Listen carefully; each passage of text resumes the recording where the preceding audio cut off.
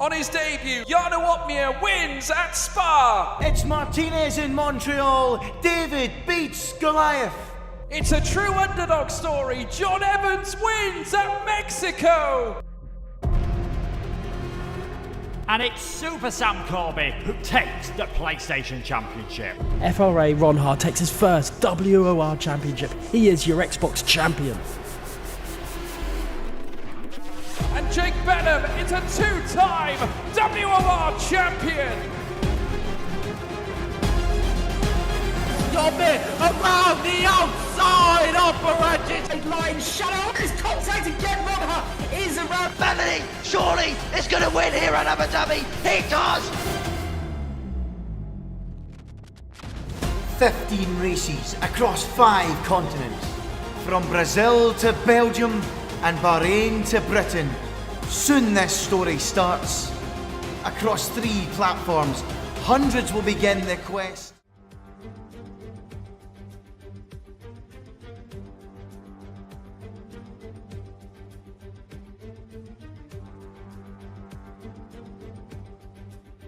Hello everybody and welcome along to WOR Season 12. This is PC Tier 2 and we are here for some more Bahrain action, and just in case you did not get enough of it here at in real life, well, we're going to have some more action here tonight here at WOR. My name is Jess, one of your commentators for this evening, and joining me in the commentary box as per usual we got Luke Etheridge. Luke, how are you doing? Thanks, Jess. Good evening to you. Good evening to everyone that is watching at home. Normally, league racing, you can guarantee it's probably going to be a bit more exciting than what happens in real life. I'm not sure if I can make that guarantee after the Bahrain Grand Prix that we had today. Hopefully, though, we do get some fantastic action. We've got a full grid of 20 cars. Alternate strategies always powerful around here in Bahrain. There tends to be quite a lot of safety cars as well. Definitely in races I've commentated around here, so it should be some fantastic racing. Yeah, exactly. And if you missed last week's race around Monza as well, it was quite chaotic to say the least, and we didn't know which strategy was the right one. The rain came unexpectedly towards the end of the race, and the people who were on the dry strategy, they stayed on the dry. It did not work out, and it was originally one of our reserve drivers that took the win, but he got some penalties for cutting Ascari. So it was Leonard in the Alfa Romeo taking his second podium in a row and his first win in WOR as well. He probably was expecting it anyway due to someone cutting Ascari, but at least the win is confirmed for him, and something that he probably wasn't expecting after qualifying low down anyway. But he did say he was going for the alternate strategy last week. Will he go for the same this week, I reckon? I reckon a lot of drivers will. If you know you've not got the pace to go for pole position, the smart move would be to try to go for that 11th place, but there'll be a lot of drivers going for that as well. It's always one that works out well around here. Again, though, if there's an early safety car, it can sort of mess things up. It's definitely not got the power that it had on previous games, but it's still incredibly powerful. So I think a lot of drivers, given the fact that we've got quite a big grid as well, probably makes it a bit harder to aim for that 11th position, especially with things being particularly close, we would imagine, tonight. So there's a lot of tactics going to be going on in this session, and already there's a few cars heading out straight away on the mediums rather than the softs. I can't see anyone managing to get in the top 10, though, on a set of medium tyres. I think if you want to start on the mediums, you're going to have to be outside the top 10.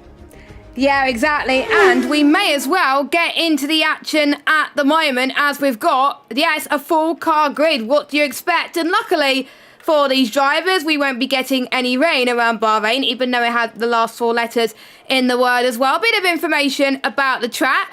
First used in F1 back in 2004, and it ended up with a certain Tifosi team taking a 1-2 with Michael Schumacher taking the win. And spoiler alert, for those of you that did not watch it, you should turn off for about 20 seconds.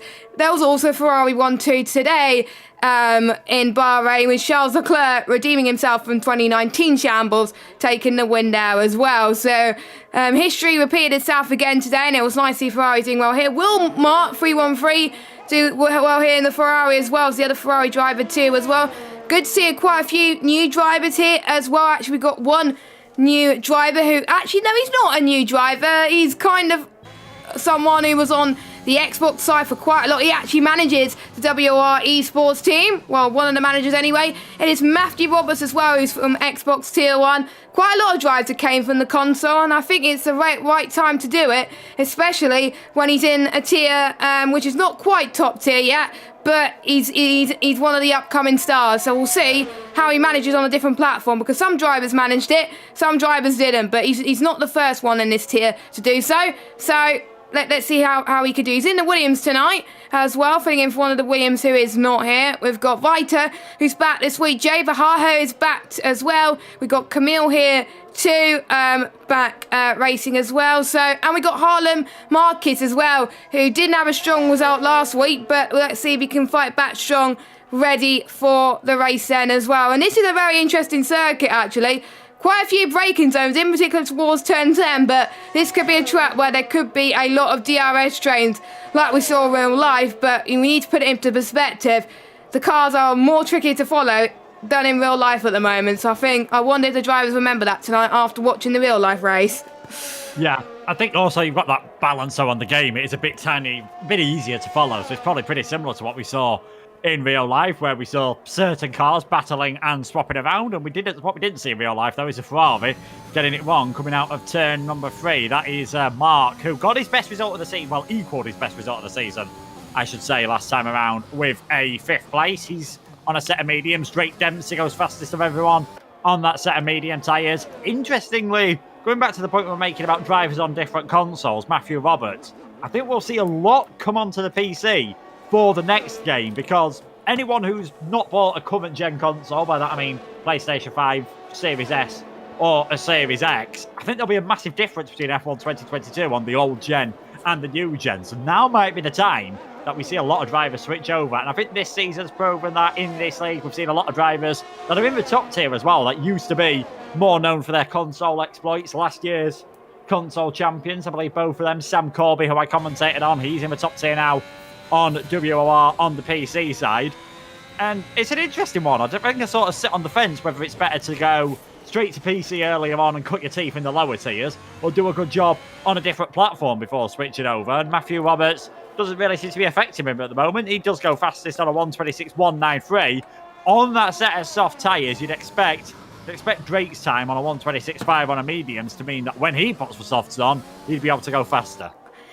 Yes, I think there's other driver, well-known driver that also races on the PC as well, Thomas Von Haar as well. Absolutely incredible driver. He managed to pick up the PC side quite quickly when he moved from the Xbox side, and we may see a certain Xbox Challengers champion on the PC side at some point. Watch this space. I've heard that he's downloaded it on the PC, the PC version of the game quite quickly, so hopefully he'll be racing on the PC league soon. Camille has invalidated, but Morgan Bull has a set of 125.7, and we got Simon Vita with a 125.6. Apologies if I get this name wrong. I have a feeling I've said it wrong, but who knows. Don't forget, drivers outside the top 10 will get the free choice of tyres, so we will see people try to go for that alternate strategy. Taz, unfortunately, has invalidated his lap. Taz had a very good result last time out as well. He benefited from people being on the wrong tyre strategy. He timed it perfectly when the rain came as well, which helped him gain his best finish of the season. Nelly Papinto is back after his return to Tier 1 last week. We will see what he could do in the Mercedes. He was looking quite good in the championship already. He's purple in Sector 2 as you head towards the heavy braking zone of turn 13 and 14. And there's a stroke in AlphaTauri that's just spun there as well. Hopefully I didn't get in Lenny Papinto's way. So he comes towards the final corner. Let's see what he could do. Will he get onto the top of the timing sheets? No, not quite. 125.7. So he's got to get a move on, but only... He's very, very close, actually, between Morgan Bull and Vito as well. And we haven't seen what Drake Dempsey could do on the soft. So watch out for these guys as well. We haven't seen what Leroy Brown could do in the Ferrari. He's back this week as well after being in Tier 1 as well. So, you know, could be another quite open grid. And it is an ABS-known track, obviously, for people with assists. But these drivers run no assists as well, so they don't have that advantage. So this could be the first track where we see quite a close pace advantage between this tier and the other tiers on PC. Yes, certainly. That no assist really does affect you around here. Turn number 9 and 10, possibly one of the hardest corners to do on the game with no assist, having to trail break round there and be very gentle indeed. I'm just trying to work out what Marcus Towler did coming out of turn number 13, because he was a long way down the straight when that car was sort of stricken in the middle of the track. I'm not quite sure how you'd managed to hit a wall around there, but shame for Marcus, 127.168. He's in the top 10 at the moment. He won't be in the top 10 with that time later on, and that is a certainty. And it's pretty quiet out on track at the moment. Most of the drivers are heading towards the pits. One who isn't is Harlan Marquis. He's just making his way up the DRS zone towards turn number 4. And those two DRS zones back to back, probably one of the best overtaking opportunities on the game. You can have a go into turn 1. If that doesn't work, you can get it done into turn 3. If it does work, gives your rival a chance to fight back, as we saw today. Arguably one of the most powerful DRS zones on the game, probably only rivaled with the three in a row that we see in Austria. Yes, indeed. And remember the battle that we saw in real life with Charles Leclerc and Max Verstappen that went on for so many laps in real life. That was absolutely incredible. So I wonder if we see the same today with a certain Red Bull and a certain Ferrari. You never know. The highest Ferrari at the moment is currently sitting in P4. Marcus Towler has retired. And I'm trying to see where he has retired. He's probably retired in the pits, actually. So that is his qualifying session done. Well, he's on the mediums, but I think he's going to probably qualify low down anyway due to other people still yet to set laps. Harlan Marquis has unfortunately invalidated, but we've got JC, who is currently out on track at the moment. He won last season around here, the opening race of the season.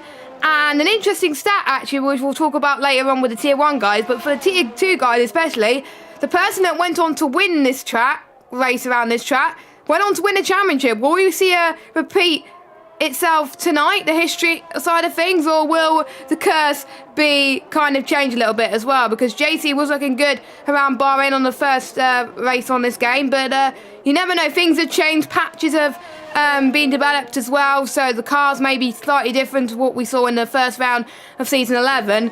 But he's down in 12th, not ideal, but he's still got a few time to find. It wasn't a representative lap time anyway, as he heads towards the next DRS zone as well. Not a prime overtaking spot around here, but we have seen people try to go past in this understeery part of the track as he head towards turn 13, heading towards turn 14 now as well. He's purple in the middle sector as well, which shows that he's liking his Bahrain form at the moment then. So down this back straight as well, which we've seen in real life, people try to overtake there, which is great to see, which shows that more cars can follow each other in real life around there and make overtakes without the need of the DRS. So he goes up to the line then. What can he do in the Alpine? And it's pole position at the moment. 125.6, just under a tenth quicker than the Haas car. And I did say he was quicker last season around this track. History might repeat itself, Luke. Yeah, definitely. Fantastic lap by Jay there. 94 thousandths of a second faster than Simon Vietar. And Simon, he's been pole position his last 2 races that he's took part in, but still yet to get a podium. So he'll be hoping for a bit more of a good result tonight. And I think another team that, well, couple of drivers that will be, is both of the McLarens, as Leonard goes up into second place. Morgan and Drake Dempsey had a great qualifying last time around, but Drake, he was only able to finish 7th place in the end, and Morgan only able to finish in 9th. Drake still leads the championship on 105 points. It is Lenny in second on 92. Morgan Ball third on 75. Chandler Saiter, who's not here tonight, unfortunately. Camille Secura, Jonah Martins, Jack Laverty, who's now in the top tier, and Taz rounded out the top 10. Unsurprisingly, given the fact they're doing so well in the drivers, McLaren have a pretty comfortable lead in the constructors at the moment. 64 points over Mercedes. Alfa Romeo a further 54 points back. Then it is Alpine, Williams, Aston Martin, Haas, Ferrari, AlphaTauri, and Red Bull. Still, though, very early days. Championship, gotta say, still extremely open. No one seems to have really taken a dominant hold on it. I think, obviously, Drake and Lenny, the only 2 drivers to have got multiple victories so far this season. Drake's the driver with the most podiums and keeps scoring the points, but he'll have been hoping for a better result last time around. We're still yet to see what he can do on a set of soft tyres around here, having set that lap on the mediums earlier on. I reckon he can definitely challenge those top drivers, as his teammate has invalidated through the final corner, and that, of course, means his next lap would have been ruined as well, so he decides to just dive it straight into the pit lane. Just trying to see who's doing a good lap at the moment. Simon Vietar, he's backed off on this lap, so whether he's doing a second warm-up that we sometimes see, I'm not quite so sure, but Lenny Papinta, he's about a tenth of a second up, so this could be provisional pole for the Mercedes man. Yeah, it can as well. He's been looking good all season long as well. There has been some races where he's been very, very unlucky, but he's shown his worth in Tier 1 in the races he's filled in as well. Hasn't invalidated so far. We didn't see what he was in the middle sector, but I think he's not going to do as bad in the final sector, but probably the first sector was where he was the strongest at the moment. So he's going to go up to the line, and yes, I did, my calculations were correct. He has backed off and he's into the pit, so I wonder if he wasn't happy with his lap. Leroy Brown on the medium compounder tyres. He's just gone through turn 4, 5 and 6 now. We'll see what he could do on his first run. He is yet to set a lap time at the moment. We've got Fritzen who's gone into the pits as well. A lot of people seem to be invalidating on their next ones, which is not good.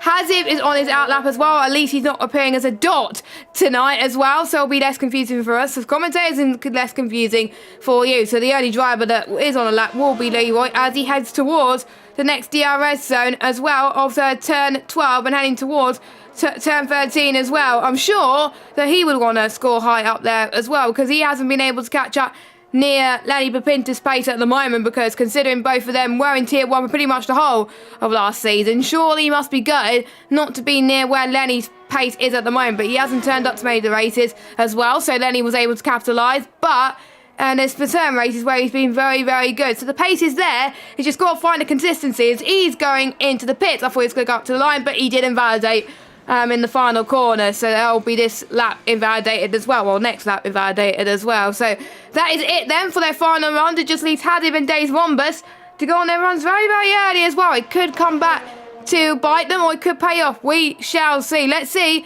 who will be pole at the end of qualifying. At the moment, it looks like JST will be pole position, but Jonah Martin's not that far behind, Luke. Yeah, it is incredibly close. 5 drivers within a tenth of a second as Hasif starts his lap around the Bahrain International Circuit, heading down towards turn number 1, taking a bit of an earlier turning than I thought most drivers would have liked. Keeps it tight through turn number 2, has a massive slide through there. Wouldn't surprise me if he backs off this lap, but no, he is carrying on up the hill towards turn number 4. Spot that braking zone on the left-hand side, drift over to the left as far as possible. That's where the endurance track and the outer circuit go off. And then this sequence of corners is normally really high speed, and I think Hasif's realised just getting that lap wrong, it is worth backing off and saving a bit of fuel, maybe saving tyres for a run later on. A lot of drivers, though, don't seem to be able to get multiple clean runs in at the moment. Jay, we saw get that time earlier on. I think it was Leonard's first fast lap, it was Simon's first fast lap, it was Morgan, Lenny. They all did it on their first quick laps as well. It's incredibly close at the top, but we've not really seen anyone manage to get 2 or 3 decent laps in a row. And one man I'm still interested to see is our championship leader down in 13th at the moment. We haven't seen what Drake Dempsey can do on the softs. Given track evolution, given the delta between the softs and the mediums, you've got to think he'll be right up there. Yeah, as well, we saw last season as well, and a few people were almost puncturing towards the end of the race for them doing a soft to medium aggressive strategy. And there was a few safety cars and a few of the other tiers as well. And there used to be a point in the F1 game cycles, especially in the last game and the game before that, where it was no point being soft to mediums. It was a medium to hards will be the fastest strategy. But they can do soft to mediums or soft to hards around here quite easily if they manage the tyres right and the heavy braking zone as well. And what has happened there? Sorry to interrupt you, Jess. Days Bombus has gone straight into the back of David Sunshine. And to be fair, Days Bombus was on a hot lap. David was not. He should have got well out of the way of that one. And that could be the most surefire qualifying I think we've seen all season. Days Bombus crashes into the wall in frustration. I can't really blame him for that one. David, just complete lack of awareness from David Sunshine. 7th in qualifying. He's having a good qualifying this time around. Next race, he's going to be right at the back of the grid. Yeah, he is, which is a bit of a shame considering what the track is in a few weeks' time, which will be Mexico. And Mexico is quite hard to start from the back of the grid at times. So I think Days Bombus will probably be regretting that at the moment. So we've got Jonah Martins then. He's on his lap. Well, he was on his lap. But unfortunately, he got his time invalidated. We've also got, I think, the Red Bull on his lap just behind him as well, which I believe, I'm just trying to see, it wasn't Fritzen. Fritzen's going through turn number 1 as Dabin, unfortunately, unsurprisingly, has retired from the session. A bit of traffic heading towards the third sector as well, and in particular towards the heavy braking zone of turn 10. So these drivers have got to move out the way as quickly as they can, but they're all on laps. The only people that are not on laps are Jay Fahaha and Taz. We've got Vita, who is purple in the first sector, so he's looking quite quick as well, but we'll see what Jonah Mines could do. He's invalidated, so he's probably going to back off, I think. I'm almost certain, yes, he's going to back off. So it's Harlan Marquez who's on a lap as well. He's going to get a bit of a tow, actually, from Jonah Martins. I don't think Jonah Martins will be helping with that tow at the moment. I think he will probably move out of the way in frustration. That probably may have gained a bit of a tenth or two against the Red Bull driver. So what can he do then? The Tier 3 driver comes across the line. In P7, he was purple in that final sector, so that tow definitely did help him. Dre Dempsey up to the line. He's P1. What can his teammate Morgan Ball do? In the other McLaren then, he takes P1 off him too. And we got the Haas driver as well up to the line of Vita. He can only manage P2, but he splits the two McLaren drivers. The other Red Bull driver of Fritzen, he can't improve, unfortunately, either. So he probably may get to go again, actually, in P12. Next comes the two Alfa Romeo drivers. Leonard, don't forget, was looking brilliant last week, taking his first race victory of the season.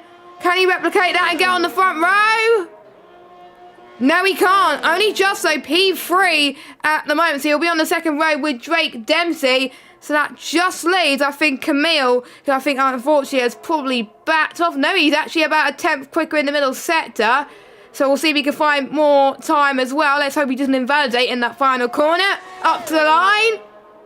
P7, not a bad lap for him. So unless Taz could do any better, Taz is just going through nope, he's invalidated. So it is Morgan Ball then on a pole position with Vita. In P2 there, Morgan Ball, what a redemption story that would be after a horrible strategy choice last week at Monza when the rain just got too heavy for him. Yeah, looks like being his first pole position of the season. Taz has invalidated his lap, so he's not going to be improving. Everyone else is just making their way into the pit. So it's the first pole of the season for Morgan Ball. Simon Vietar, third front row start in a row. Can he finally get that first pole, that first podium this season that his pace has deserved? And Lennard, I'd love to know what he changed after the Dutch Grand Prix. His results before, we'll go for his results before the Dutch Grand Prix, included it. 9th, 11th, didn't take part in Russia, 11th and 7th. He got a third in Canada. He won in Italy. He's starting in third place here. And let's have a look at some of the people further down the order. Jay Bahaj in that 11th place, that alternate strategy pole position. Might be one to watch out for in the later stages. He's had a tough season so far. Only 2 races and 14th place was his only finish. The Alpine will be hoping for a much better job this time around. He's been quite busy recently with work as well, and there's certain situations where he couldn't attend, but so glad he's back as well. We're just waiting for Drake Dempsey to go into the pits. Now we can go through your qualifying results as well, but just look at the gap as well between, I would say, the top 15, just covering under 7 tenths, the top 14, just under 6 tenths as well. Quite crazy. I'm sure Marcus Towler had more in the tank, but he had to retire early on. Hazif, I think days 1 was earlier, would have had more in the tank as well. Leroy Brown did not manage to set a validated lap. Same with Taz as well, probably, but they were struggling a bit out there as well. But at least it's not raining, so they will have fresh tyres in the tank. They won't have to worry about the inters or the full wets. But another strong qualifying for the McLaren squad. But we'll see what the alternate strategy runners could do, and we will see, especially Lenny as well. Lenny's out of position. We'll see what he could do from P8 on the grid. Yeah, P8, pretty bad position to be around here, obviously, because of how powerful the alternate strategy is. Morgan Ball takes pole. Simon Vietar, 45 thousandths of a second behind in second. Lennard third. Drake Dempsey, our championship leader, is in fourth. Jay in fifth. Aston Martin looking good again in 6th and 7th. Lenny down in 8th, Harlem in 9th. David, he'll still be happy with 10th place, given with how this season's gone. He's only had 1 point scoring finish in Imola. He'll be hoping he can, replicate that tonight and hopefully recover from what was a messy qualifying session, to say the least. Yeah, I think it was quite a messy qualifying session for quite a few of the drivers as well. So hopefully they're on for much better luck compared to obviously their qualifying session. Don't forget, you don't score points in qualifying. You only score points in the race. So before we go into the race, let's have a quick look at the track then. Like we said, first opened in 2004, designed by Herman Tilke and built in just 16 months. It cost about $150 million to make. It has 3 layouts for the Bahrain Grand Prix. It had the endurance layout, which was first used in 2010, the outer layout, which was raced in 2020, and we all remember that Sergio Perez took that win, and it was very, very great to see. So the track is 5.4 kilometres long, 15 turns, 6 to the left, 9 to the right, and as Luke was saying earlier, 3 DRS zones, 1 at the start finish straight, 1 between turn 3 and 4, and then 1 between turn 10 and 11. You can see the recent Bahrain Grand Prix winners, one including Sam Corby for the PlayStation and Thomas Wanha for the Xbox side, both making to PC. And speaking of Xbox, it was quite a dramatic start to Season 11, where a few cars did not make it to have a good start. Actually, they stalled across the line as well. Luckily, there was anti-stall in the cars as well. I remember the safety car, which caused quite a bit of action as well. We got Simon Shooter that had a brilliant result and went on to take the victory as well. But a few people were caught in that safety car as well, and I am expecting quite a few safety cars here as well. So without further ado, let's get into the race and look at the tyres that the drivers are going to be faced with for today. So we will look, as we get it on our screen in a minute, we've got people outside the top 10 that have gone for the medium compounded tyres. Everybody else, obviously, they're starting on the soft compounded tyres. Luke, are you surprised that they've gone for the split strategy, obviously, with everyone on the mediums outside the top 10? Surely that would be, they want to do mediums to softs. I could not be less surprised by the strategies everyone has gone. It's what you do. If you most tracks on this game, if you started outside the top 10, you go for a set of medium tyres, especially on a circuit where the alternate strategy is as powerful as this one. Let's not forget that we won't be talking about any of this on F1 2022. As we saw today, everyone will get a free choice of tyres, so there'll be none of this sandbagging in qualifying. Not that I'm suggesting by how close the times were anyone was thinking about that. One team that definitely wasn't sandbagging and definitely would be hoping that they can do this performance in real life. What they managed to do tonight is McLaren. Morgan Ball then on pole position. Vietar second, Leonard third. Morgan's teammate is in 4th place.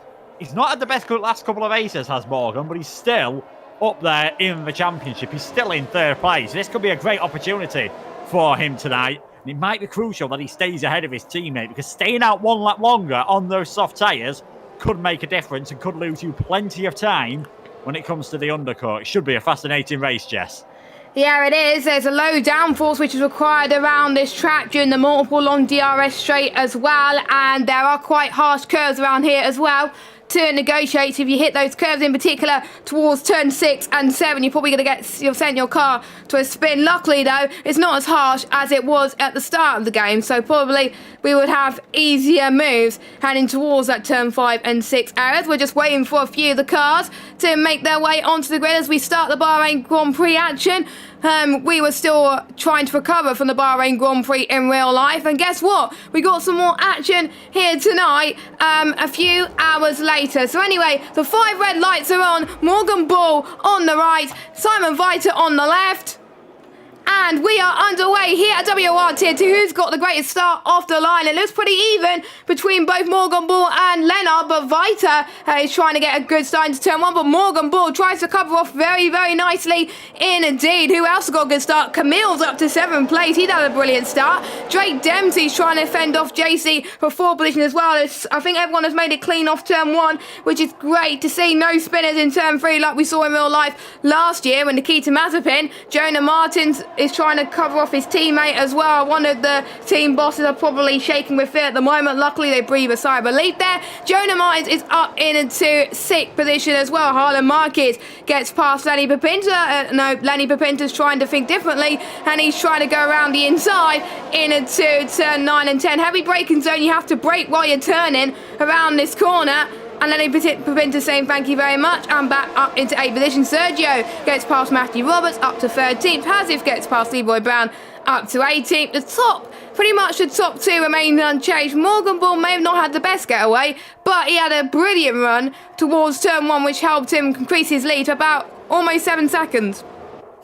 Well, yeah, of course, he wasn't involved in all the chaos that was happening behind. Simon actually got a bit of a poor start. That allowed Leonard to get alongside and very late on the brakes from Viatar. That then just slowed them down. He was almost a second ahead, was Morgan Ball, before they got to turn number 4. But as you can see, Simon's really worked hard on closing that gap. He's used a bit more DRS on that lap, and now the slipstreaming begins. DRS will be activated next time around. First time they'll be able to use it is turn number 4, as Lenny Papinta's looking pretty close here to Kamil Stakova. He's going to try it on the inside of turn number 1. That gives him the outside line for number 2. And the Mercedes muscles his way through on the Aston Martin. Further up the field, Leonard and Jay getting very close together. Last year's champion in this tier, trying it round the outside of turn number 4. He's just losing out. So, from what looked like a good start from Leonard when he was fighting for second place, he's now down in 4th, and he's coming under some serious pressure from the Alpine and the Aston Martin behind.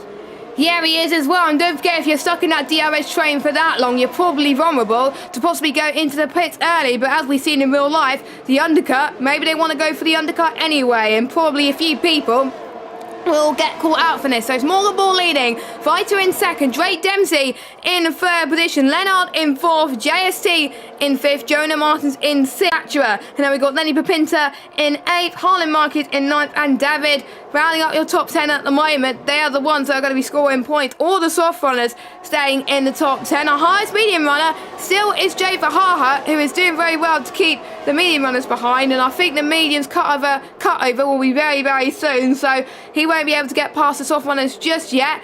But he's probably biding his time and waiting to see the opportunity present himself as well. But he's using his overtake quite early as well, so I think he's keen to get past the soft runners ASAP really. Meanwhile, Lenny Papinta wants to try and get past Kamil Statra, heading towards turn number 1. He goes to the right hand side, heading towards turn 2, trying to cut off to the outside line, heading towards turn 3 into the DRS zone, and he keeps ahead of Kamil Statra and got that overtake. Some brilliant stuff, and he's already catching up to that DRS train. Yellow flag, that is an AlphaTauri, that is a Spun, that is Hazib, unfortunately, down in last position. The Gasly did not do too well in Bahrain in real life, and I think that's replicated itself here in WOR PC Tier 2.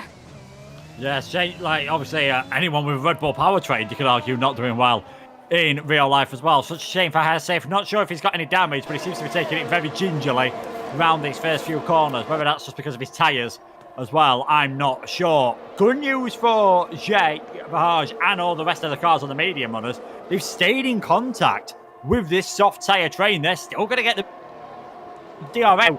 In only a few laps' time, you'd expect those to be the drivers to have the pace advantage. We saw him out on track from 11th place last time around with Dos Van Texter, even though he got taken off him in the stewards. Could we see someone from 11th or even further back take the victory tonight? I'm not quite so sure. I think what I am sure about, though, is we might be seeing a move for the lead of the race so soon. Morgan Ball without any DRS. Here comes Simon Viatar, going to go for it down the inside into turn number 1. Should be a fairly straightforward move on the brakes. And that is for Haas into the lead of this race. But Morgan Ball is surely going to have a fantastic opportunity to fight back up the hill into turn number 4. The Haas swap positions once more. Morgan back into the lead. Simon in second and Drake all over the back of these two. Yes, this is incredible stuff. This reminds me of Max Verstappen and Charles Leclerc battling for the top 2 positions in real life. Probably one of the best battles we've seen in a while. As Mark 313 has retired from the race then, one of the Ferraris, which is not good to see. And nice and early as well. Wasn't expecting it to be that early. We have our very first safety car. Very good news for the soft runners. They may think about pitting early, but surely they wanted to go onto the mediums rather than the hard. So will they be forced onto the hard tyres? I think they have no other option. But we have seen drivers go on the mediums to the end before, but they would have been at 78% tyre life. So I don't know what they go for, but if I was them, I would go on the hard tyres.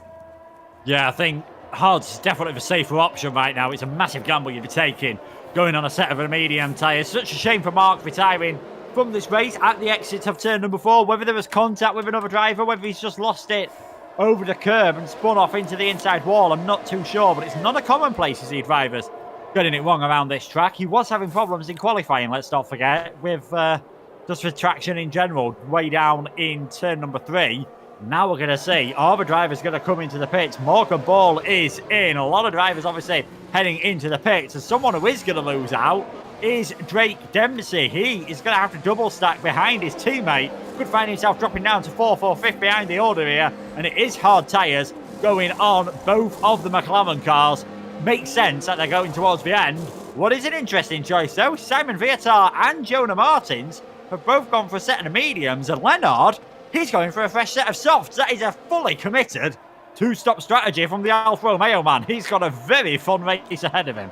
Well, in real life, we saw people do the two-stop, let alone the three-stop around here, and it worked as well. But maybe Leonard is hoping for a late safety car, or probably he may have not meant to happen to pit the soft tyres as well. It can be done as well, where the driver in-game, you select what tyres you want to go on for your first pit stop under the safety car, and then Jeff is like, the game's like, nope, you're going to go on to the soft or the hard compounded tyres, and yeah, that is bad news for Leonard if that's the case. But if he chose that, then fair play. Sometimes drivers got to take risks, got to take gambles sometimes as well. And if he has chosen that, he has got to have a miracle of a drive to try and get past a lot of these cars.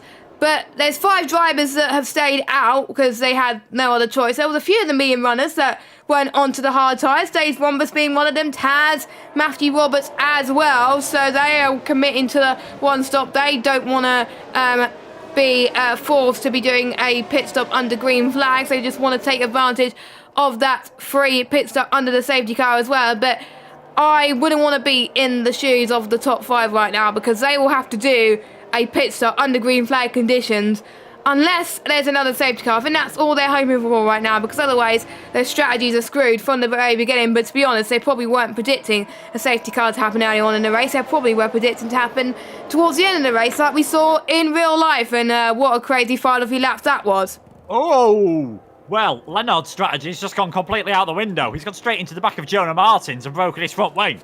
And he's got severe damage, missing that left end plate. He's going to have to come into the pits. So I don't know what he does now. Does he commit to this fully? Does he go on for a set of hard tyres? No matter what he does, Leonard is dropping right down to the back of the field. I was on board with the Alfa Romeo. I don't know whether he was adjusting anything on his wheel, just not paying attention. We saw that happen in the top tier with Primoz Miklovic, but just completely went straight into the back of Jonah Martins and broke his front wing. Thankfully, neither of the drivers get a penalty from that, but Leonard's now way down the back in last place. He's on a set of hard tyres. I was about to say he's the one driver who we know definitely has to come into the pits again in this race. We know the top 5 have to come in. I still think we're going to have to see Vietar and Martins come into the pits as well. They're going to have a very tough job getting those mediums.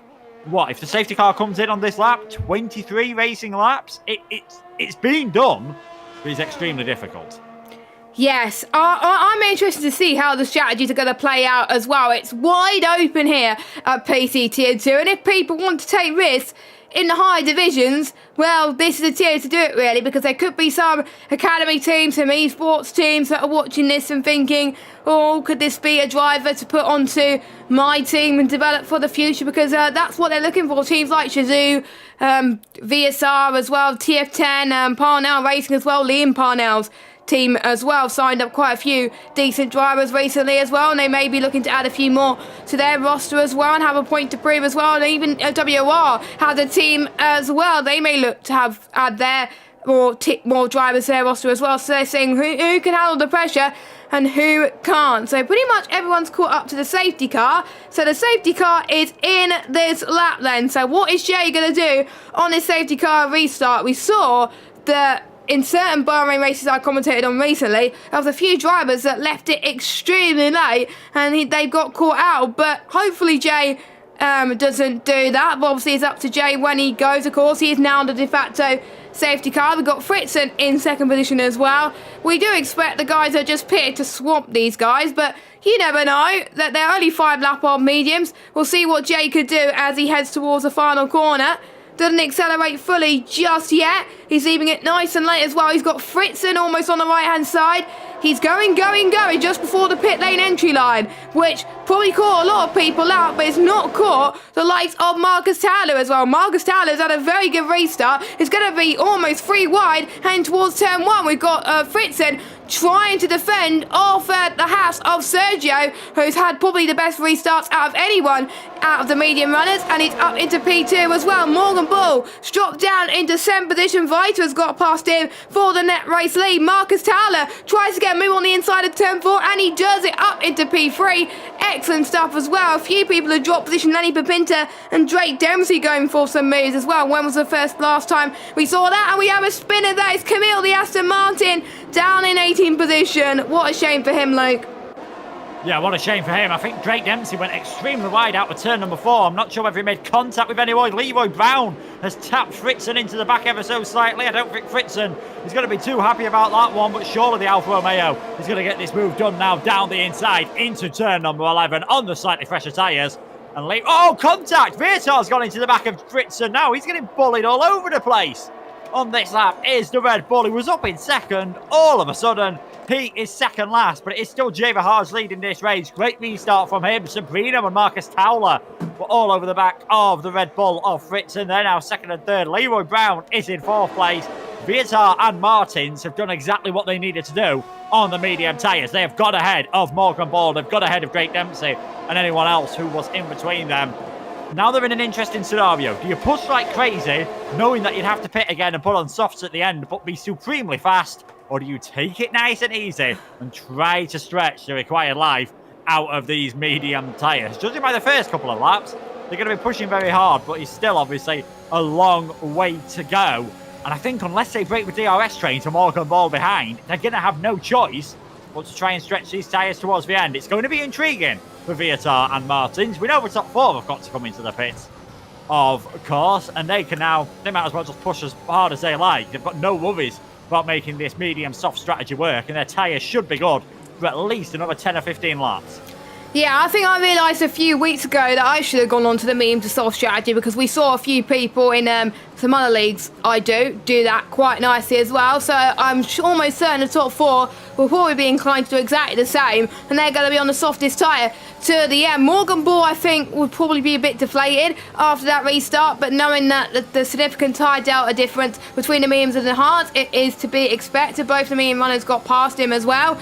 JST as well, he has had a better restart compared to everybody else. He's in I would say a net P5 out of all of this as well, so he is looking to replicate what he did last season. I believe he wasn't leading that much last season either in Bahrain as well, and he started to get more confidence towards the end of the race. And speaking of that, JST has got a time penalty, 3 seconds, the second driver to get onto the penalty board. Drake Dempsey being the first driver. We've got Jonah Mines, who was almost going to get the move past Vita up into P5, but he couldn't. But DRS is enabled once again then, so we could start to see some DRS overtakes there. We'll see the Haas driver try and make the move towards turn 4, but with everyone else having DRS around him, that is not going to help him on B. He's going to have to be forced to stay behind. What about behind him as well? Leonard is trying to make a move past David Zunchik, and Leonard says thank you very much, that's my position gained, thank you very much, and he's up into P12. He wanted something higher at the moment, but to be honest, it's about damage limitation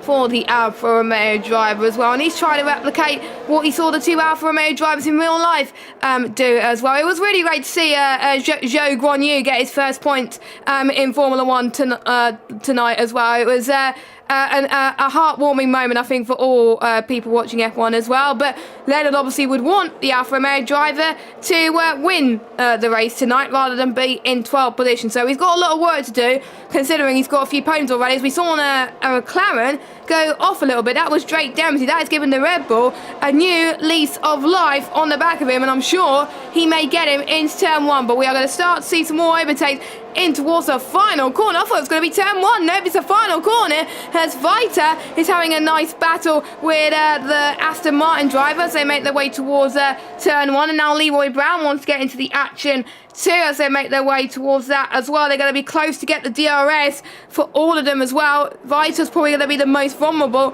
out of these drivers. So let's watch Jonah Martins then in that Aston Martin, doing quite well on those beams, but will that survive towards the end? I don't know.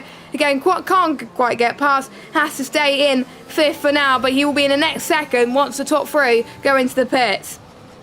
Yeah, it's looking good for them at the moment, just because Morgan Ball dropped outside of a second once the DRS got activated. He's now 1.8 seconds behind. And he's too busy fighting off the attentions of JST, Lenny Papinta.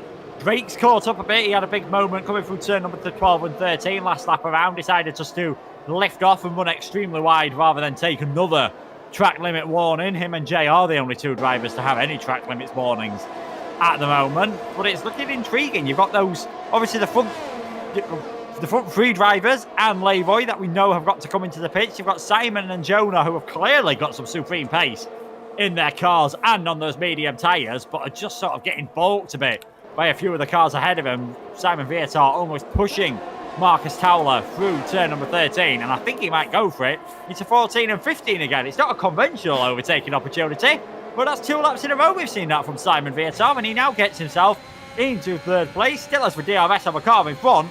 Will Marcus Towler be able to fight back though? He's coming incredibly close in the slipstream down towards turn number 1. Has he got the grips to get it done on the brakes into turn number 1, down the inside of 1 Haas, nearly makes it down the inside of 2 Haas's. Sabrino holds on to that position. He's now wheel banging with Simon Vietar, and you've got Jonah Martins trying to get involved with this one as well. He's on the outside line of Marcus Towler. 2 Haas's are still fighting together, and somehow it ends up Vietar, Sabrino, Martins and Towler for 2nd to 5th place. Leroy Brown's still in there as well.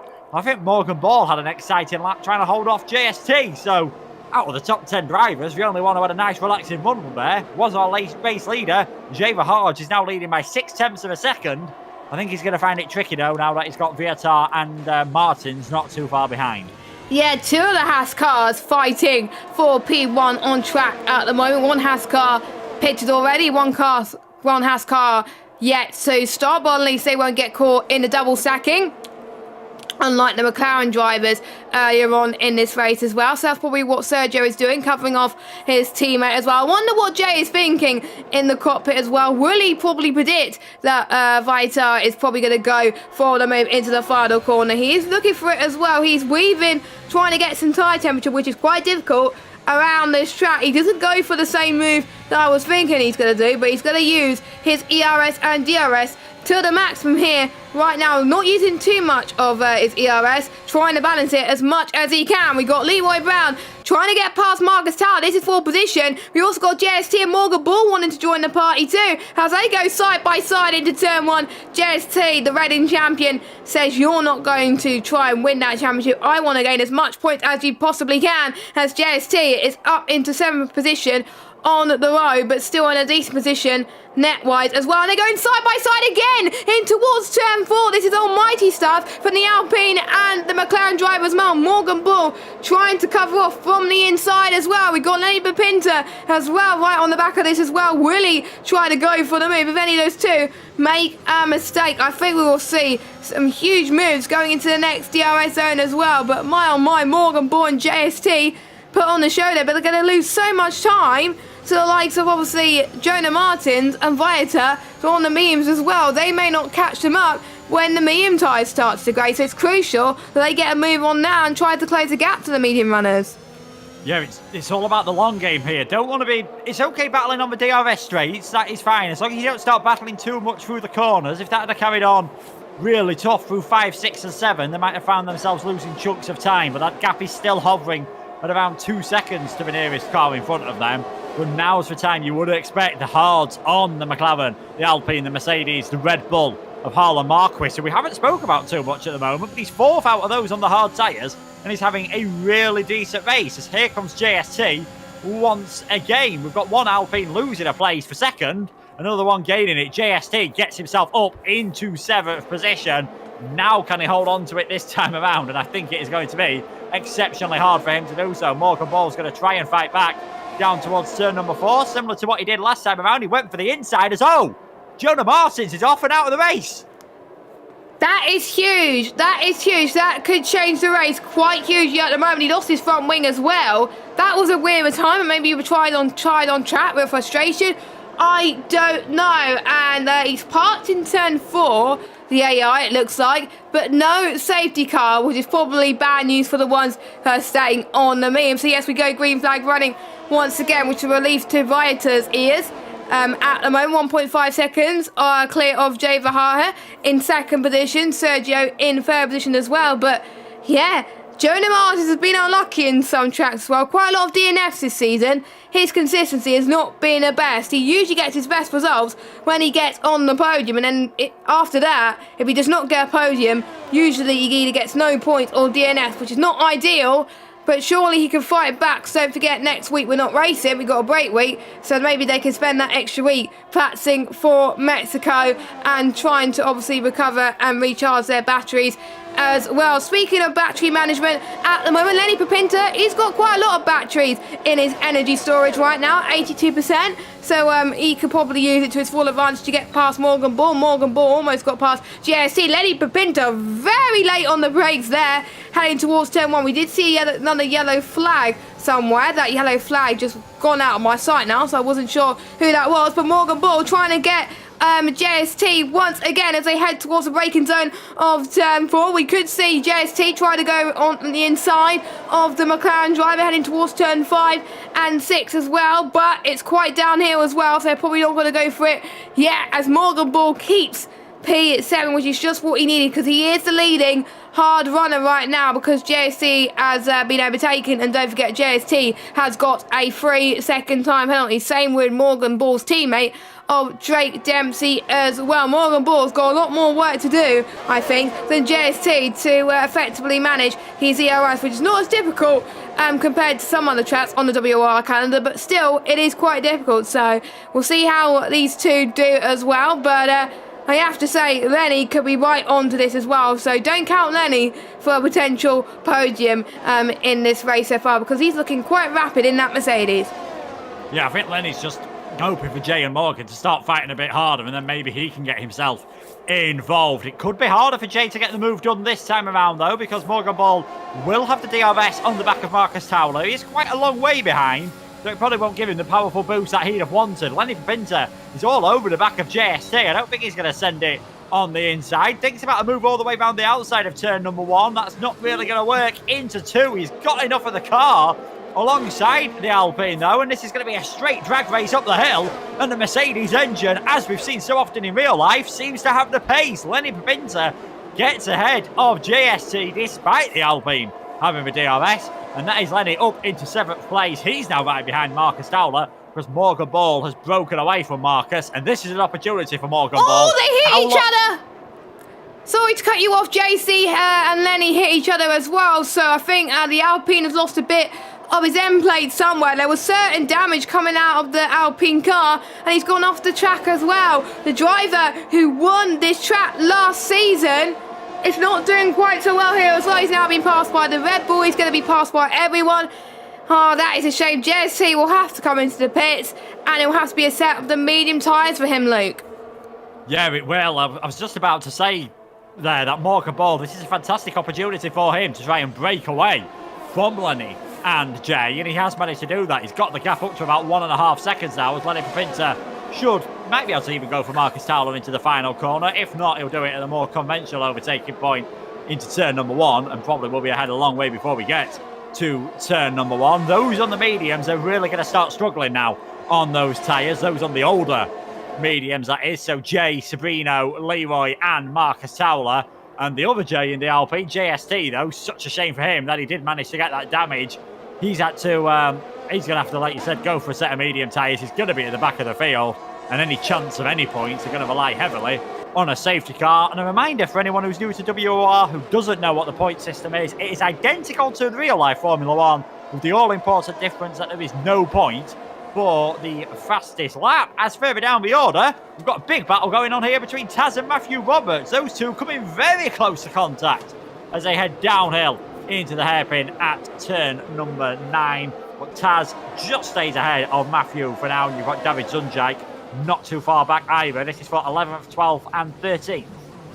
Yeah, I have to say, there's still battles going all over the show at the moment. It doesn't have to be for the lead, it doesn't have to be for 5th, 6th places, for the crucial points paying positions as well. And obviously Matthew Roberts, it's been a bit of a learning curve for him. He hasn't had much practice around this track on a PC. It's a different beast to race around Bahrain on PC than Bahrain on Xbox as well. But to be fair, his first race on PC, he's doing a pretty decent job as well, trying to keep up with the top guy. He's still winning the bulk of the DRS train as well, so he'll probably be happy with that. And he can also benefit from Drake Dempsey's penalties too. So I think he's got a lot to learn being on PC, but this is a good starting point at the moment. As Lenny Papinta is setting fastest laps right now, so don't be too surprised if Lenny Papinta tries to get past Morgan Boyne towards turn 4. Speaking of turn 1 though, Leonard tries to get past Marcus Towler, who's on 16 lap on mediums. His tyres are starting to die at the moment. He's not had the best of races so far, as Leonard who's got past him, is up to P7, but for how much longer?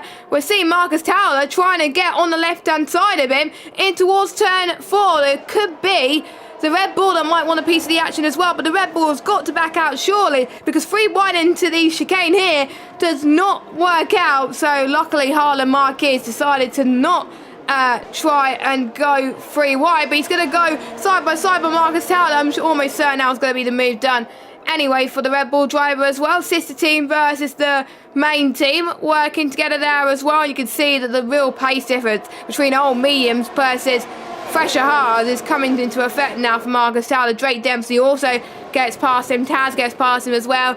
Will Marcus Towler just go for the gamble and go for the soft tyres, or will he have to wait for a few more laps? He's already losing so much time. But to be fair, the other medium runners who have stayed since the start of the race doing a pretty decent job trying to keep everyone else behind him. The only person that's not been kept behind is Viator, who's still leading. Yeah, he's done a great job, has Simon, to get his way through the field, but he has now got a 3-second time penalty, and we have got the first of the medium runners to come into the pits. It is Leroy Brown. 12 laps he's going to have to do on a set of the soft tyres, and remember, you've done a few laps under the safety car. He only got 17 laps out of his mediums. Simon Viertal's got to get 23 out of his set of medium tyres, and that is going to be a bit of a struggle. Leroy Brown comes out of the pits down in 16th position.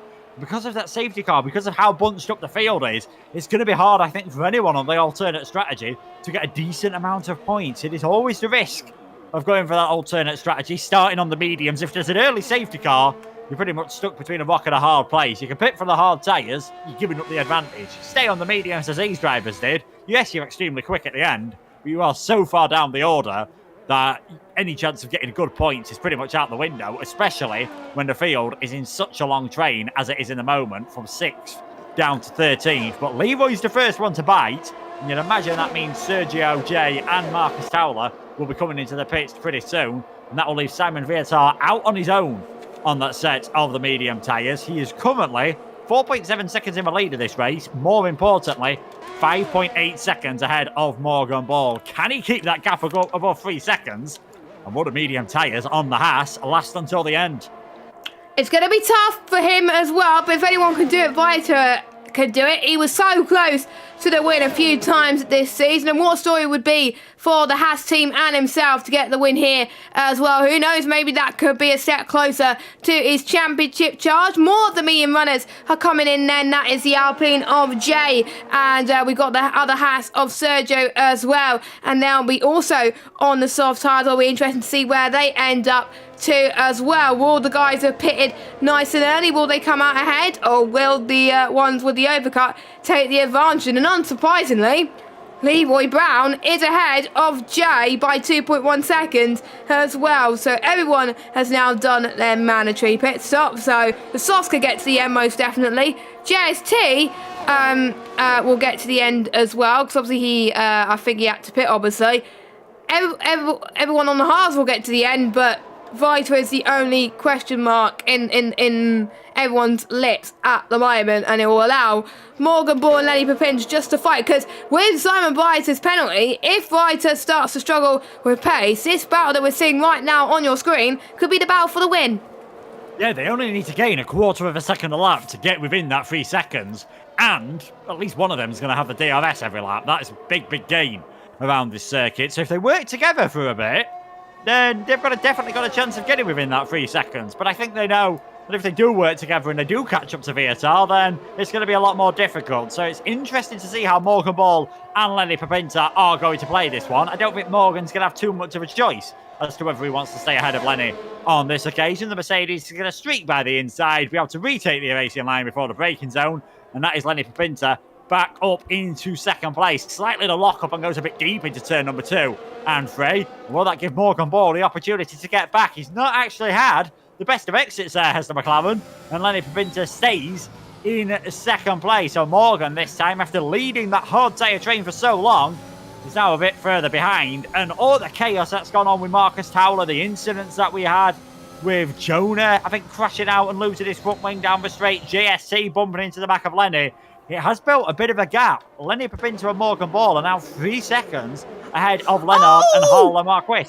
Camille made contact with Leroy Brown and got into a spin towards turn 4 and into turn 5 as well. So the other Aston Martin driver, as we're talking about Jonah Martin's league, has also got into trouble as well. We'll see if he's got any damage. I do not think so, but he's dropped way down the order on those hard tyres. What a shame. The Aston Martins in real life not having a good race. Well, the Aston Martins here in PC Tier 2 are not having a good race either. No, they're not. I mean, I think Camille obviously had that incident at the start of the race. Fair play to him for carrying on. He's in 14th at the moment, but Jonah, he'll be absolutely gutted with what happened. I did see some front wing debris on the run down towards turn number 3 when he dropped down the order, and I think then frustration just got the better of him and he chose to retire out on track. That all-important gap at the lead of the race, though, is not really coming down. It's 5.1 seconds with 9 laps to go. That is effectively 2.1 seconds, and Lenny Papinta is doing a better job on his ERS management than Morgan Ball behind him. And Simon Viator, he's running a bit lower on his ERS as well, so that could be crucial when it comes further down the field. Sabrino now sets the fastest lap of the race as Leroy J and Sabrino, they're just going to try their best to try and catch up to Dave's Rhombus. I'd expect them to do so, but as Murray Walker famously said, catching is one thing, overtaking is quite another. But this delta between hard tyres and 13 lap fresher soft tyres shouldn't really be much of a contest. No, as well, it's quite a big difference as well. We've seen the alternate strategy work well in the past, but for some tracks it doesn't work as well. Remember Jeddah as well, in certain leagues as well, the alternate strategy works perfectly. I can't remember if we are going to Jeddah in WOR or not. I'll need to double check that. Meanwhile, Dave's Rhombus gets past David Suncheck as he's up into P9 at the moment. As it stands, if Dave's Rhombus could keep the pace up, he'll be on for a points finish this season in Bahrain. He didn't finish last week, but the week before he got some decent points as well around Canada, and I'm sure he'll be happy to get another maybe double points for the Williams team. But like you said, Luke, earlier, the soft runners are catching with a vengeance, and Leroy Brown's going to try and be the first driver to catch up to these hard runners as well, and the gap is increasingly going down at the moment. Morgan Baldo jumped to the P2 battle. It's not close enough to David Pinter. David Suncheck has decided he's got nothing to lose by pitting, and he goes onto the soft tyres, and he thought he was going to get swamped anyway, so nothing at fault there for him, so he's going into the pits. Meanwhile, Leroy Brown and Sergio are having a nice battle there as well. I think it's heading towards turn 4. Yes, it is. We've got Jay Bahaha who's joining in as well. It could be 3 wide, actually, into turn number 4 as well. Can they keep it on the road? These 3 are keeping it on the road. I don't know how they're doing that as they make their way towards turn 5 and 6. This is absolutely crazy as well. Sergio just stayed ahead as well. We thought that Leroy will be the leading soft runner. It is Sergio as well in the other half who is a leading soft runner as well, and he could be on course to be getting some decent points as a reserve driver as well. I believe they won't be scoring points for constructors, I believe, but at least they'll be scoring points for themselves. If they do end up being a full-time driver, it will play good dividends in the championship. Jay could be fighting back here, heading towards turn 11 and 12, but he does not. So Jay Vahahe stays in P12, but Sergio, he could be on course, be getting maybe a couple of positions maybe, but again, catching it is a different matter, so he needs to catch and try and pass them at the same time. But speaking of the leaders, P2 and P3, Morgan Ball is trying to close in, but not quite close enough on this occasion. He just can't get past Lenny Papinta, so it's good news for him. And we're watching the gap come down between Viator and Lenny Papinta, so is Viator's mediums starting to die a bit here? I think they've got to be at this point. They're really going to have to start struggling. If you go on board of the Haas car, it looks like there is a bit of graining on that front right tyre about 2/3 of the way across from where the suspension is. You can see that sort of change in colour tone on that front right tyre as he locks up slightly into turn number 8, and that is not what you want to be doing when you've still got 6.5 laps to do on these medium tyres. They are going to be in a dreadful state by the end of this race. That is, of course, if you can take them all the way towards the end. It's looking good for Lenny Pinter at the moment. Morgan has not really been able to challenge him despite being in the DRS, despite using a lot more ERS down the straight. He's not able to get close, and this would be Lenny's 3rd win in a season. It'd be a 2nd win in a row in the races Lenny has taken part in, as he did miss the Italian Grand Prix. And I think with Drake Dempsey having that penalty as well, it would allow the Mercedes driver to get into the championship lead. He was in Tier 1 last season. He's done a few races in Tier 1 this season. And performances like this, it won't surprise me if he's appearing in the top tier more often. It might be costing him winning the title, but I don't think he'll be bothered about that too much as the season goes on. He's now effectively within 7/10 of a second of the Haas of Simon Vietar. I think the best he can hope for is really a podium for our current race leader. Yeah, he is losing so much time right now. The tyres are degrading so much on that Haas car, so this is crucial for both Lenny and Morgan to push now at the moment. But speaking of pushing, Leroy Brown has got past Sergio once again, and he's now your race leader in terms of the soft runners up into P10. And speaking of that, he'll probably stay like that as Sergio has picked up his first 3-second time penalty of the race as well, which will allow Jay Verhaarhead to get into P11 on the road as well. Will he fight this or will he not? I think he will fight a little bit because he want to try and get past Leroy Brown potentially as well. The other soft runners not making any inroads right now, which will probably breathe a sigh of relief for the other hard runners as well. Speaking of Lennon, actually, good recovery drive from him. He is in 4th position. Shame that he's not quite close enough to a podium yet, but again, he is showing, he's proving us right that his form from ever since he got his first podium in Canada, it's definitely promising for him as well. Maybe the heavens. No, I'm trying to think of a saying. Maybe things are starting to click for him right now as well, and he's starting to improve as well. I would like to see how he does in other leagues as well, because probably he's starting to realise a similar thing as well. But it might be in a higher calibre of drivers compared to this one, but we don't know. But I have to say, Leonard is doing a great job. Maybe the other hard runners could struggle. He's on fresher tyres, don't forget, compared to Morgan Ball and Lenny Pepinter. So don't forget, Leonard is not out of this race yet, not out of the woods. We've got a yellow flag. That is Darren Sunchet and Camille having a bit of a coming together. Meanwhile, Taz is trying to get past Drake Dempsey into turn 1. Taz looks to be on course, be getting a 2nd consecutive points finish in a row. He will take that. He got a podium last week as well, trying to make sure Drake Dempsey does not get any slipstream at all, which works wonders for the Mercedes driver up into 6th place, Luke.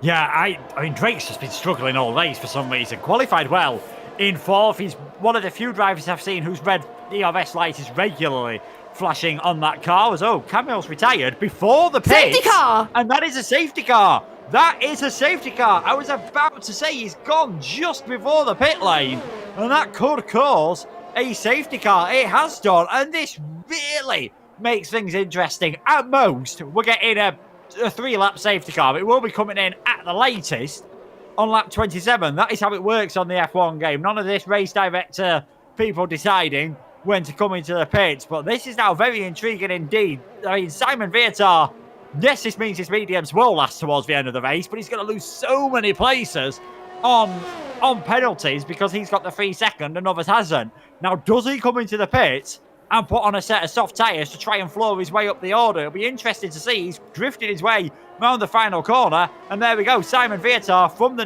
race lead comes into the pits. Lenny Pepinter is in there as well, so will Morgan Ball. These have got a bit of a gap over Leonard behind. He is coming in, and you know what it looks like? Pretty much the entire field is making their way into the pits, apart from those soft runners.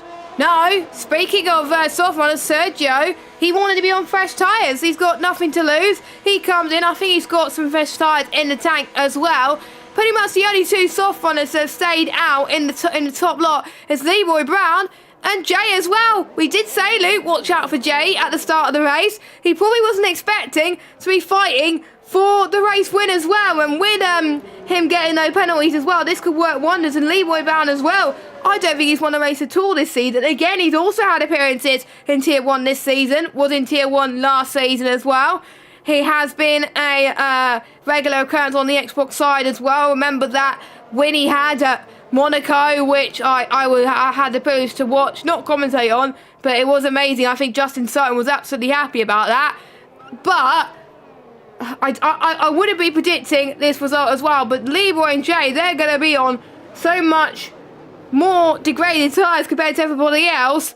I don't know which way it's going to go. Are they going to hang on to the end? It's not going to be that long before the safety car comes in as well. So the people near the back have got to catch up very, very quickly. This is kind of a replica of what we saw in real life, except the safety car pretty much came out a few laps earlier. So, yeah, bring it on. Grab your popcorn. We're in for a crazy end to this race. Who do you think is going to win? I'm not going to predict anything right now.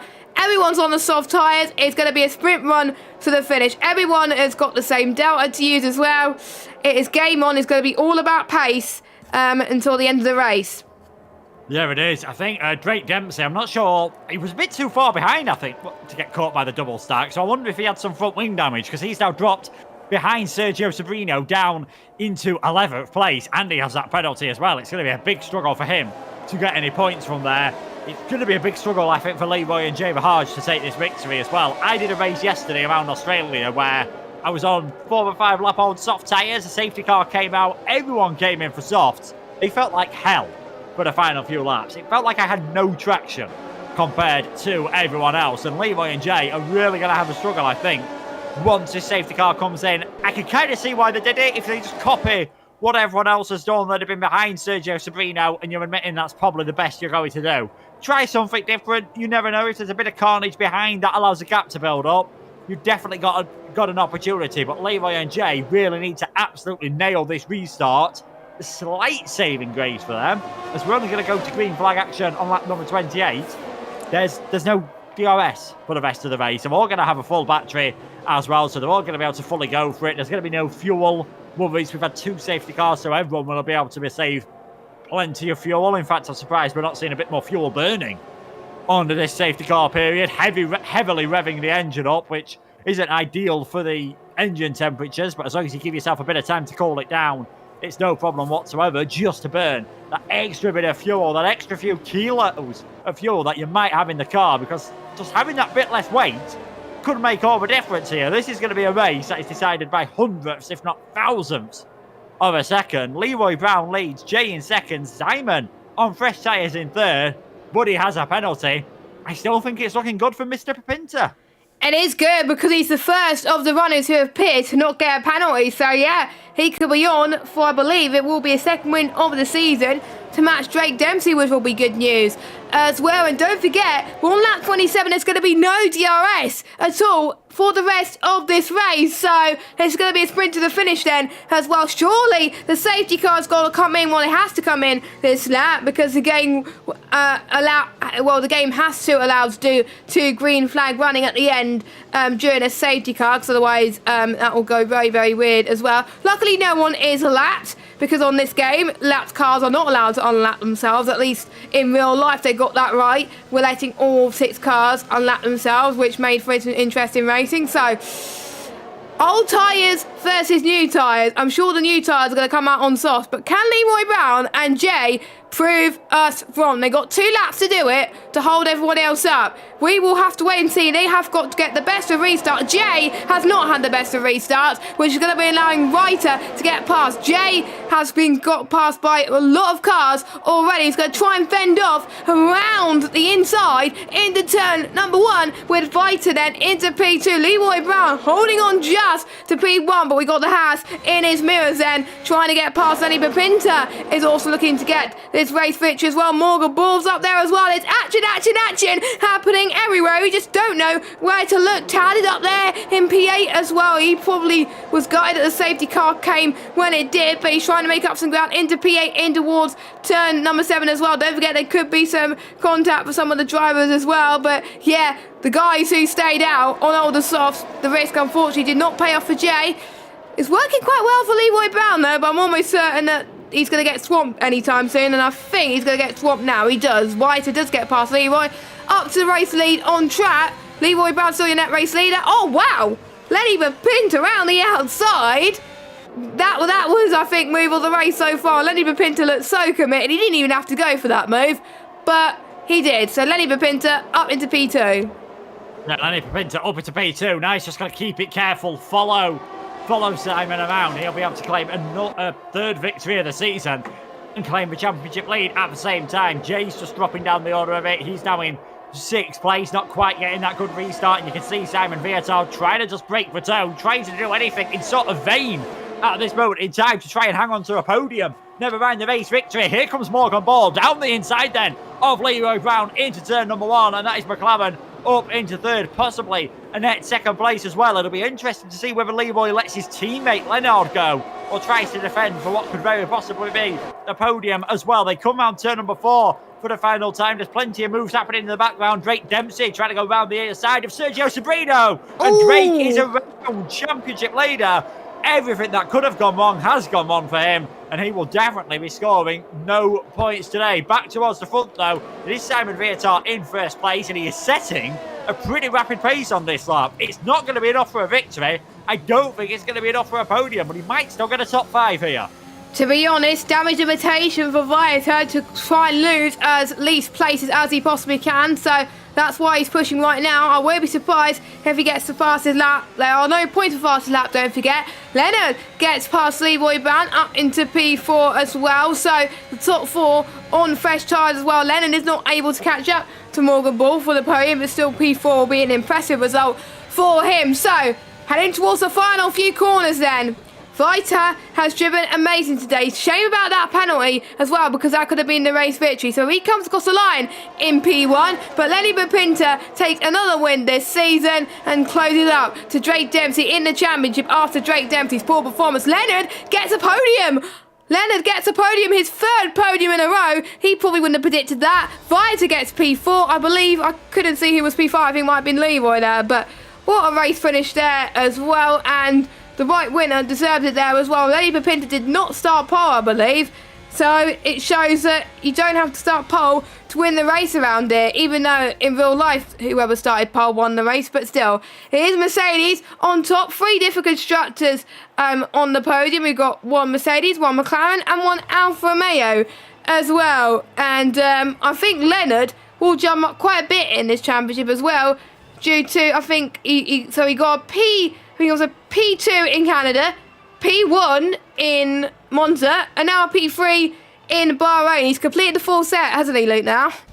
Yeah, 3 podiums in a row. It's been absolutely fantastic from Leonard. He started 3rd, 3 pit stops and finished 3rd. That doesn't tell the story of his race because of that extra pit stop under the safety car, of course, dropping him right to the back. But Lenny Bapinta, a victory, fastest lap, you get no points for that. You don't see many win at Bahrain from 8th on the grid. Starting in the lower part of the top 10 is normally a death sentence around this circuit, but Lenny Bapinta kept it clean. Perfect strategies under the safety car, and he takes the championship lead.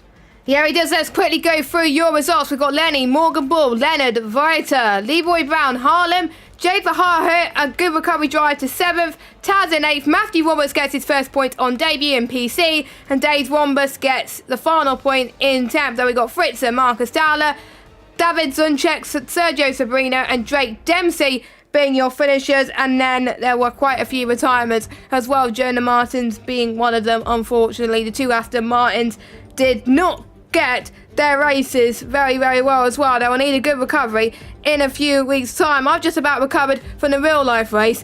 This race was just as epic, wasn't it? Something about late safety cars at Bahrain. I told you, nearly every single league race I do around here has a late safety car. We saw 1 in F1 this year. We saw 2019 there was 1 in F1. Quite a few times there seems to be a late safety car, and that in the end probably didn't have too much of an effect on the final result. We knew Lenny was looking good for the victory. Morgan was looking good for 2nd, possibly helped Leonard get himself up into 3rd, and maybe helped Simon Viator, of course. It'd been interesting to see whether his medium tyres would have lasted on. Still, 4th place, a great result for him. So close though to claiming that first podium of the season. A fantastic job from Lenny Bapinta. His last 2 races he's taken part in, he's taken the victory. leading the championship after what was an evening to forget for Drake Dempsey. He'll just want to chalk that one off. Ideally, I think Drake would be hoping there was a race next week to try and instantly recover. He's going to have to dwell on it over the break week, though. Yeah, he has to as well. It looked like the McLaren fate from Drake Dempsey has kind of repeated just like in real life as well. So hopefully he will be able to improve as the week goes on as well. But it's still quite a long candor as well. So he's still got the chances to do so. So who has been your driver of the day? Because there's quite a few there, Luke.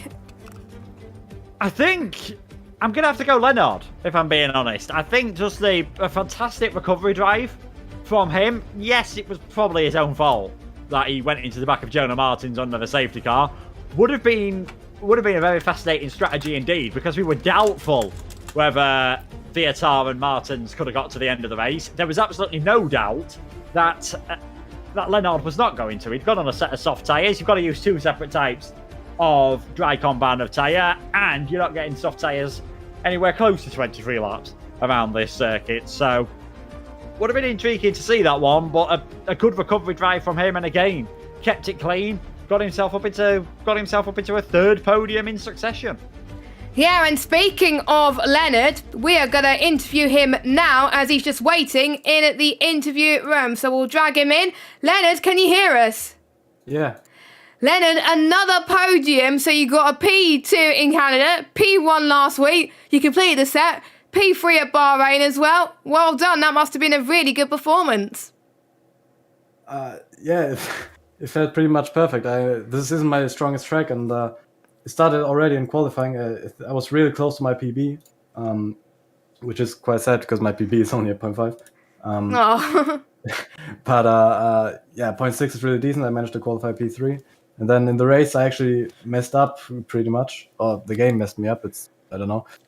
During the first safety car, I wanted to pit for hards, but the game put me on soft, so I had to pit again. So I was P18, and then I had to recover all the way back up to P3 on penalties.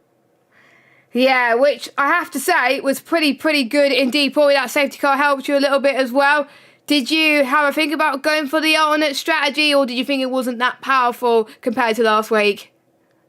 No, I don't think it was that powerful compared to last week, because last week we had rain, and in Bahrain we obviously don't really have any rain. Yeah, so usually the normal strat is better. Yes, which worked well, and it showed that you're back to qualifying form as well, and you produced some brilliant moves as well. You're probably inspired by the moves that happened in real life as well. And do you think after having the break week when we go to Mexico in a couple of weeks' time, do you think you're going to carry on your podium form? I think from your current trajectory, you're probably going to get a P4 around Mexico. Yeah, obviously hope to get another podium. I'll be aiming for it, because if I can do it at Bahrain, then I should be able to do it in Mexico as well. Maybe I'll need some luck, but yeah, I'll just look for the best. Luke, do you have any questions for our podium sitter? Yeah, I do. Congratulations on the podium, Leonard. I think even you'd admit it maybe looked a bit unlikely when you were down to last position during that first safety car. Just wondering what happened with into the back of Jonah Martins on, because you said you wanted to go onto the set of hard tyres. You pitted under the first safety car, but you did have some front wing damage. Can you just tell us about what happened with you and Jonah? Oh yeah, I completely forgot about it. Basically, I was absolutely fuming at the game during the safety car, and I just looked at my second monitor and forgot to drive. So I sadly went into his back. I hope he didn't get any damage or anything. But yeah, I messed up on that occasion. I know. I think we saw something similar from Miklovic in CR1, not paying attention. And he headed into the wall. It's always a dangerous thing to do at 100 plus mile an hour, but I think we've all been there. But congratulations on the podium. Thank you.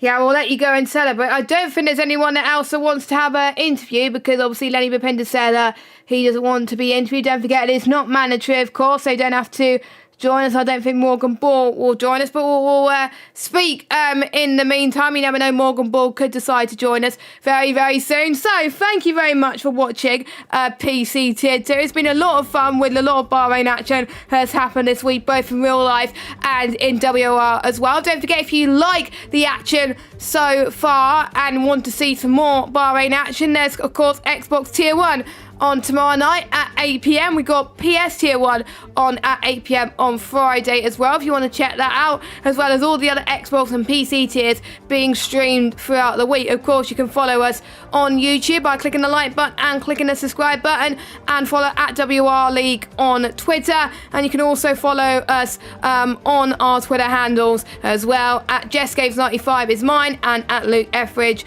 95 is Luke. So Luke, any final thoughts before we wrap up to end the stream?